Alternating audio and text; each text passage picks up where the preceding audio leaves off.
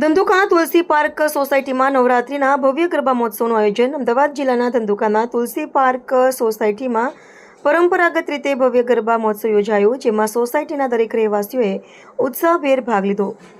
નાના બાળકો, બહેનો, યુવાન અને વડીલો તમામ આવ્યા હતા અને ગરબા નૃત્ય સાથે જોજોનો આનંદ માણ્યો હતો। મ્યુઝિક, ડેકોરેશન અને રંગબેરંગી પરંપરાગત ચીજોથી સોસાયટીનું હવામાન જીવંત બની ગયું હતું।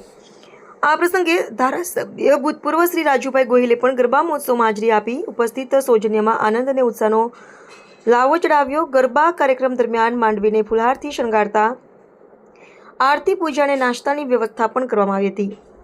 ભવિષ્યમાં સોસાયટીમાં મંદિર બનાવવાનું અને ગરબા સ્પર્ધાનું આયોજન કરવાનું ખાસ આયોજન છે, તેમજ દશેરાના દિવસે શસ્ત્ર પૂજનનું વિશેષ આયોજન કરવામાં આવે છે, જેના માટે સોસાયટીના તમામ સભ્યો ઉત્સુકતા સાથે તૈયારી કરી રહ્યા છે।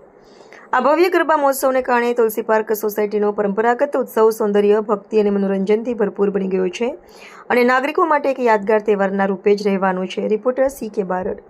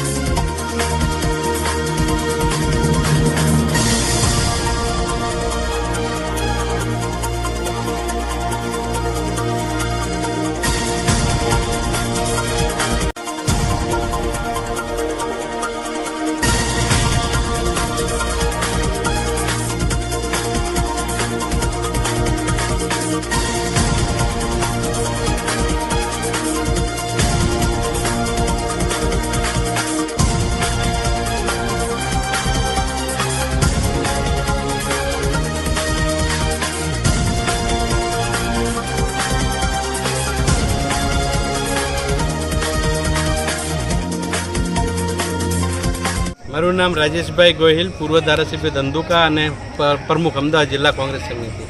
અમારા તુલસી પાર્ક સોસાયટીની અંદર તુલસી પાર્ક પરિવાર દ્વારા દર વર્ષે છેલ્લા 15 વર્ષથી નવરાત્રિનું આયોજન કરવામાં આવે છે અને વર્ષો વર્ષ ઉલ્લાસ સાથે ઉજવવામાં આવે છે અને વધુમાં વધુ લોકો અમારી આ સોસાયટીના દર વર્ષે ભાગ લે છે અને આવતા ભવિષ્યની અંદર મંદિર બનાવવાનું આયોજન છે અને દર વર્ષે માતાજીના પ્રસાદ ઉપરાંત સ્પર્ધા પણ રાખવામાં આવે છે અને માતાજીનો હર્ષોલ્લાસ સાથે ગરબાનો ઉત્સવ યોજવામાં આવે છે।